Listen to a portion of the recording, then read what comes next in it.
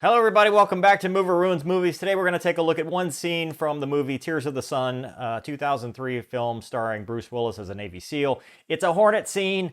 They didn't have Google back then, and it shows. So we'll take a look, and I'll stop it as we go and point stuff out versus playing it through and then reacting and then coming back. But, oh boy, it's a good one.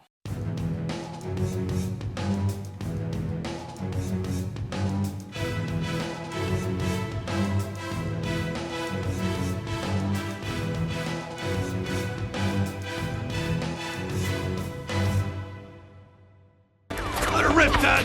State your clothes! Roger that. Coming in hot. Play. First thing, 2 Hornets, clean, low level. So the scenario is they are troops in contact, which means there are enemy forces around. Bruce Willis's SEAL team is trying to get some refugees or the people they're trying to rescue to a safe area, and they're pinned down, so they launch a couple Hornets off the boat. So, starting out, it's going to be a little bit difficult for them to do any kind of close air support with a completely clean Hornet. And what I think happened, my guess, is in filming, they filmed clean Hornets for these scenes and then CGI'd non-clean Hornets and missiles. And I'll show you here why that was wrong too. But they're ingressing at low altitude. Whether we'd go at low altitude or not kind of depends on the threat. If it's a high threat environment with surface-to-air missiles, yeah, I guess that would be a valid tactic, but typically you'd be up at higher altitude. But it doesn't make for good movies if you're raging around at 15,000 feet versus 200 feet here.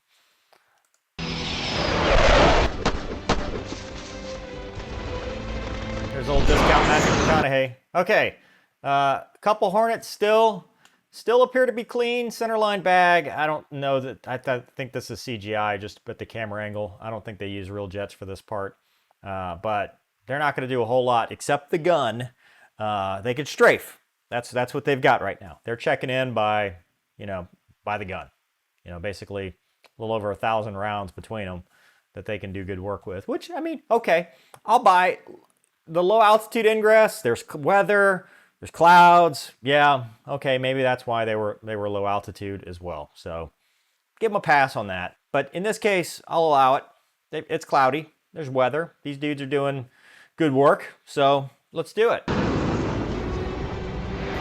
But why are they in fingertip? And I'm glad it stopped right there because suddenly we have missiles, and I don't know.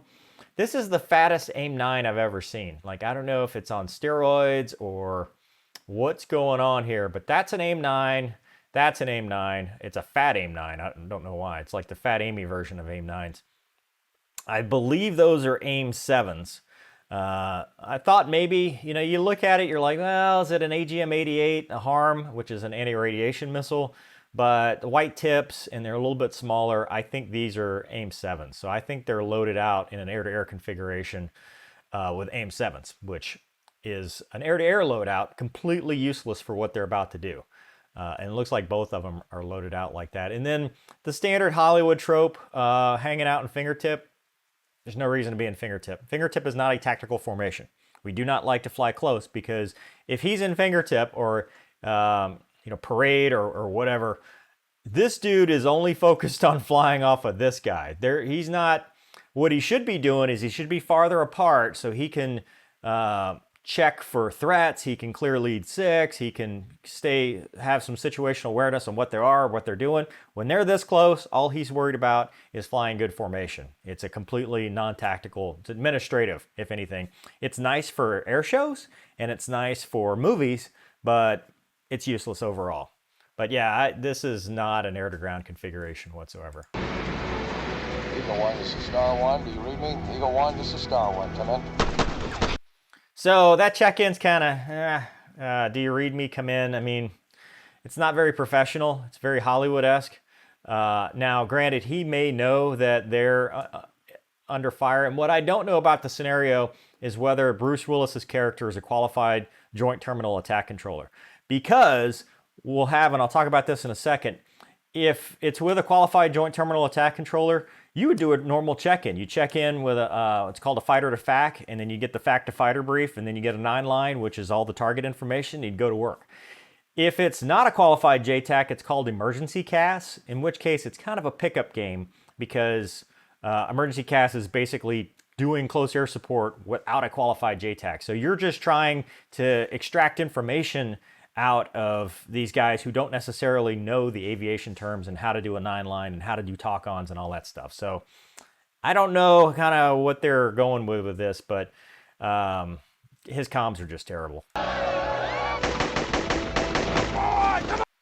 That dude's gun was pointed up. He's just lofting bullets. Like what? This guy too. What are they? They're not shooting it. This is like the Somali with the gun over the head. They're not shooting at it. Like that's the worst. Like what are you worried about? They're shooting. They're lofting bullets at you. It's the people in the camp that need to be worried. How's he doing? Got a low pulse. All right, there's our fat AIM-9. I don't know why it looks like that, but that one actually looks okay. Again, still sitting here with AIM-7s, and also I can't really tell. The coloring is not that great. It looks like they did some color grading, but I think that's blue. That's blue, that's blue, that's blue. That's yellow. So it looks like they kind of got it right, but this looks darker. So blue means it's inert. It's a training round. It doesn't fire. It doesn't do anything. It's just for weight or practice. Yellow means it's a live round with a live warhead. So that might be yellow. That looks darker to me, but it's hard to tell on the screen. Either way, not really going to do a whole lot except shoot the gun in this configuration. Eagle 1, this is Star 1. Eagle 1, This is Star 1. Do you read?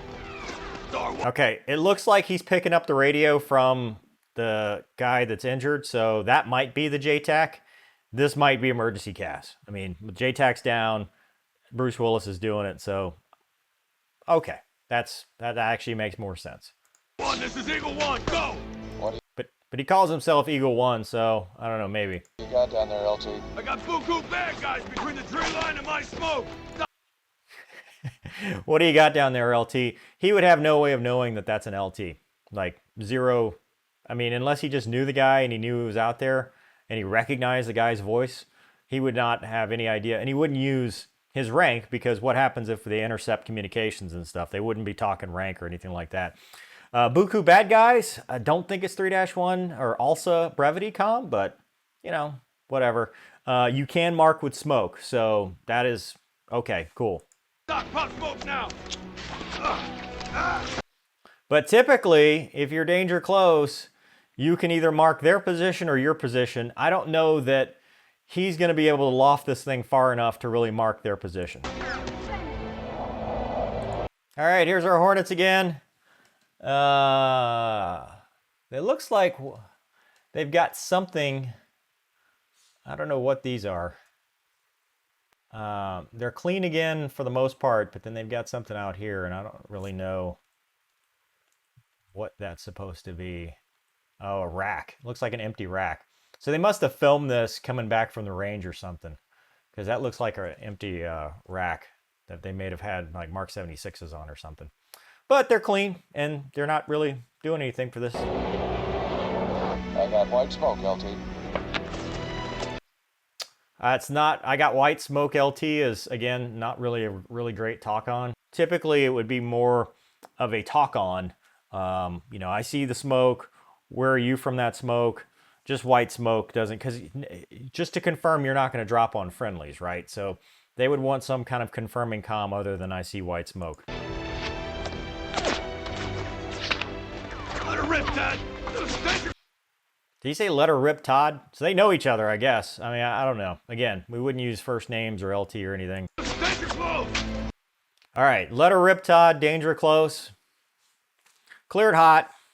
You know, if he could say that. Again, if it's emergency CAS, he's not expected to know that stuff. He's just a normal guy that picked up a radio after his JTAC was down. So, okay.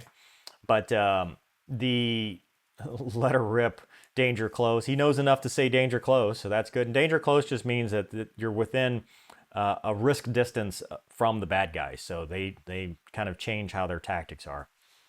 Roger that. Coming in hot. Roger that, coming in hot. I mean, that's yeah, I mean, you're in hot, it's extraneous, but yeah, you could say in hot, that's fine. But again, it's a clean jet, so he's coming in hot with the gun, and old boy's in a really crappy fingertip right here. Way too close to be tactical. See, look how close he is. Completely useless. He's probably thinking, hey, 2, get away. Go to wedge. Go do something with your life. Why are you hanging out here? That is a Hornet canopy, so they got that part right. Those are the mirrors. Can't really tell the helmet or anything, but maybe. Okay. Oh boy. All right, so this is a spin recovery switch in the Hornet. It's an obsolete switch. One of the proms got rid of it. Used to be an actual spin recovery switch, which would put the jet in spin mode if you had departed control flight. It would get you out of this situation, or give you command arrows to help you do that. It's an obsolete switch. It doesn't matter anymore. It does not say missile arm. It is a guarded switch, and it is black and yellow, but that's it. What gets me is that the actual master arm switch is on the other side, and it says master arm. Like, I don't know why they couldn't just use the actual, because they went to enough trouble to actually put the HUD repeater up, an actual, I mean, this is right. This is the targeting diamond. They're in auto mode for bombing. Like, they got this part right, but then for whatever reason decided that they were going to appropriate the spin recovery switch, which is no, just no thank you. Again, we're clean. Even in Hollywood, way too much time has elapsed between his end call and them actually dropping something. Yeah, no. But again, we're in like a parade, like a route formation, and we have nothing on our jets. Those are real jets, though. Yep, that's a rack. That's for Mark 76s. But he does have one AIM-9 now. So good for him. He's got the Catum 9, and that's blue, so it's a training one.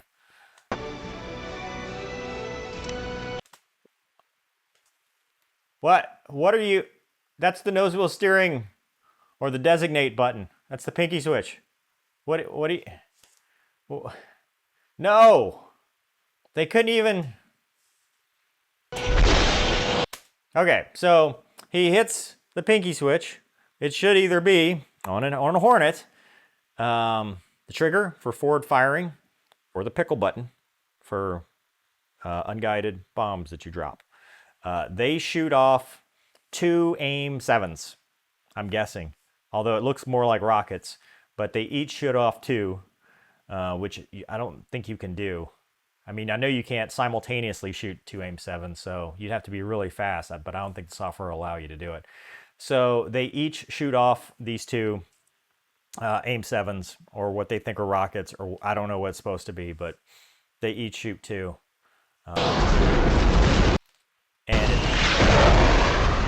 Okay, let's say for a second that you actually did shoot an AIM-7 and it hit that close to the guy. He has just been obliterated. Like, he's not just going to fall over and, oh, this hurts. Like, he doesn't exist anymore. He's a pink mist. Those guys too, they're dead. It just became a napalm. So not only did it hit, but it had secondaries that they must have blown up. There must have been like a napalm facility, like right where they were hanging out, because this looks like the scene in Tropic Thunder. Yeah. Oh boy, yeah. Now you're Hornets. Yeah, this is napalm. And then where do these guys come from? So like 3 of them. And they launch at the same time as the Hornets there. I mean, this must be like a 3-ship of Airwolf. They had all gone supersonic to get there in time.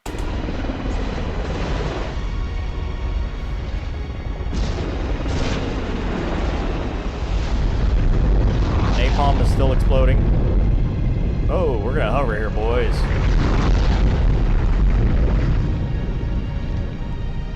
Even still, though, even if they were that much ahead, they would not be. They would at least wait for a battle damage assessment or something to happen before they just rolled right in. I mean, they just dropped bombs or ordnance or whatever, and they're like, "Oh, sounds good, we're in." And you know, meanwhile, the random dude with the man pads just hanging out is gonna pop 3 helicopters.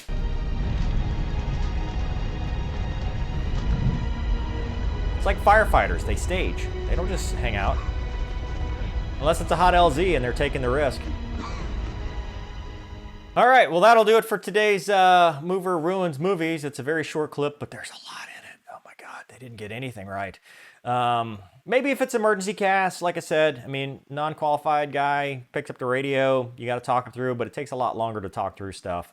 I would not just drop on, hey, it's the white smoke. I would get some kind of comm going with him to make sure that he's not saying, we marked our position with white smoke or we marked their position, because you don't want a friendly fire incident. You know, it's even though they are danger close, you still want to make sure you're not making the situation worse. But yeah, it's actually a good movie. I thought it was a good movie. It doesn't do very well on Rotten Tomatoes, but I enjoyed it when I watched it back in 2003 before I was in the military. I thought it was, you know, pretty decent. But anyway, please support Fights On, our Indiegogo campaign to do a dogfighting show with 5% of the proceeds going to Folds of Honor, which is a charity I highly support. Plus, we're going to have a feature for Folds of Honor as well. Hope you guys enjoyed this episode. Thanks for watching. We'll see you next time.